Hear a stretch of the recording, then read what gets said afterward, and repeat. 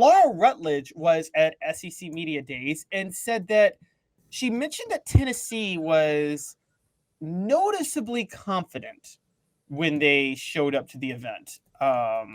And she basically talked about them as one of maybe the 6 to 8 like most confident schools at the event. And it's really something that stood out to me. And I think it stood out to a lot of people that they were very, very, very relaxed. And her exact quote was, one of the things that was interesting to me was the confidence that Tennessee came with.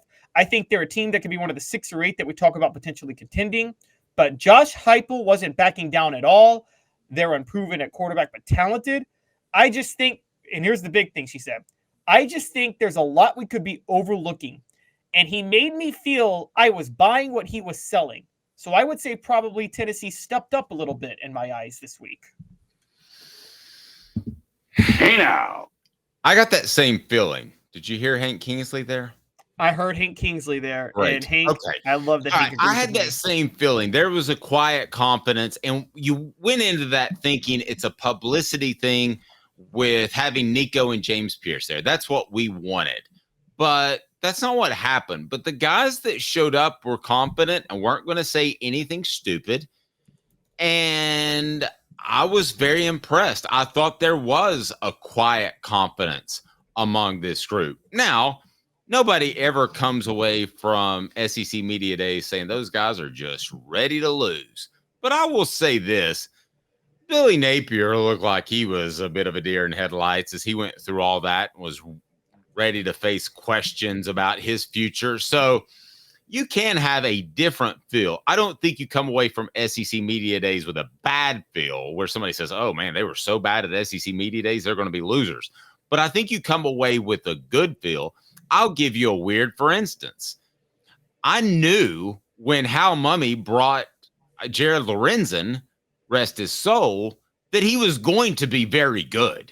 And he turned out to be very good. You don't bring a true freshman unless he's very good. When you bring Keenan Pili, that was a statement. And I had made this statement months before that I was told Keenan Pili was one of the most respected players on the team among his teammates. Well, you make that statement by taking him to Dallas, Texas. He is. So Laura said there were things that maybe she didn't know. Let me give you a couple. Nico is all that. And she can't be sure of that. She covers hundreds of teams or 100 teams. She doesn't know that about Tennessee. Keenan Pili is that well respected. And Cooper Mays changes Tennessee's record last year. She may not know all of that. We do. That's why they should have been confident, Caleb, and they were, and I'm not surprised. Yeah, and the one thing that we noticed is Josh Heupel is very high on how much better his defensive backs are this year. Very high on that. And that's why I told you guys last week. He said that they were the deepest that they've ever been when asked specifically about his defensive backs. Heupel didn't bring Nico because I feel like he's trying to, and you're right, it was a quiet confidence. I think Heupel is trying to keep under wraps just how confident he is, but it really oozed through, didn't it? With everything he was doing. It was very opposite of, for a quick history lesson, in 2012, Derek Dooley at SEC Media Days said you're not going to have Tennessee to kick around anymore, and Tyler Brady guaranteed an SEC championship that year. Now, that team was better than the previous Tennessee teams, but you did feel like Derek Dooley kind of had to make a statement to like excite the fan base because he was a little bit worried about what could happen. I don't think Josh Heupel feels like he has to do that at all. I think he knows he's going to excite the fan base with what happens and how things play out this year. And I'm with you. Heupel's always been cagey, but he's just given off the vibe that this is the best he's felt about the program since he's been at Tennessee. Doesn't he give off that vibe? Yes. Well, he doesn't give off that vibe. He said it. He said, this is the deepest, best team that I've had since I've showed up at Tennessee. And when you say that, you are raising expectations, Caleb.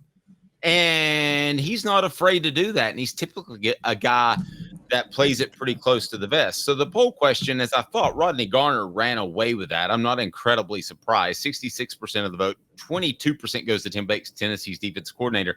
Glenn Ellerby didn't get a vote. He should, with what he did with Darnell Wright and what he's done with this offensive line. And then Kelsey Pope would be the other one that I mentioned, that I would mention as someone else. I mean, nobody else on this group, among this group, has coached a player to win the ultimate award at their position. Kelsey Pope has. Jalen Hyatt is a Blitnikoff winner. I hate even leaving him off this list. We went with someone else, so I'm going to give that 11% to Kelsey Pope because I think because he's young, he doesn't get enough credit. I like Kelsey Pope a lot. Yeah, no, I'm a huge fan of Kelsey Pope. I like Kelsey Pope a lot. I'll definitely get into it when we start talking about the Tennessee assistants. I wanted to get back to Tennessee's confidence though heading into this year. Do you think that? What position group do you think leads Heupel to be the most confident for Tennessee? Leads Heupel or is the most confident? Let me make sure. Well, okay, put it this way. What position group is the reason Heupel's more confident this year about Tennessee than he was ever in any other year going into this year? Okay, one. Can I pick two? Yeah, sure. I think one is incredibly well-founded but scary. And that's the offensive line because I think the depth is an issue. I think his starting five, if you told him right now that the starting five are going to be 100% healthy throughout the year, and they're not. Nobody is. No offensive line is. Okay? So it's not going to happen. But if you told him they'll be 100% healthy all year, I think he would say Tennessee will be in the national championship game. That's now, bold. I know. Even though I'm saying it too. So you know. I believe that, but I don't believe they'll be healthy all year. So it's kind of a moot point, as they like to say in mascot Tennessee. So the other, I think it's largely unfounded and unproven, is the secondary. He talked about the depth of the secondary and they retooled the whole thing. And I think he thinks the defensive front is going to apply enough pressure where you don't have to guard guys longer than 2.5 seconds. I think he's incredibly confident in the secondary, be it right or wrong. That's the feel I get because, listen, if you thought that the secondary was as bad as it's been the past 3 years and you're confident going to SEC Media Days, then I got bad news for you. That's false confidence. Yes, that's absolutely false confidence. No, I think he thinks the secondary is – I think he thinks it's competent for the first time since he's been here. And, I mean, Heupel's been very open about this. He's like, look at where we took the most attrition when we took over for Jimmy Pruitt. He basically constantly says the secondary. That's where a lot of the transfers were, and that's where they took the biggest hit, and that's what it's been so hardest to get back up to snuff. I'm with you. So I get your point about the offensive line. I think it is the secondary. I think it's the secondary being up to snuff. And I think it's him once again actually having a quarterback who fits what he wants to do because I think he does know in his heart of hearts, and he's a loyal guy. I do think Heupel's an honest guy. He's not a snake. He knows he dropped the ball going after Joe Milton, though. He knows he dropped the ball. I think he probably did. Did. Travis says Laura Rutledge is pretty nice looking. You don't see her in person. Not bad at all. Hey, Laura. Yeah. Call me. Give me a shout. I'm kidding. I'm married, but you know. Right. I am too. Stunning in person, by the way. Our new poll question is a little off topic, but we want your votes. Your fave, Laura Rutledge or prime Erin Andrews? How about that?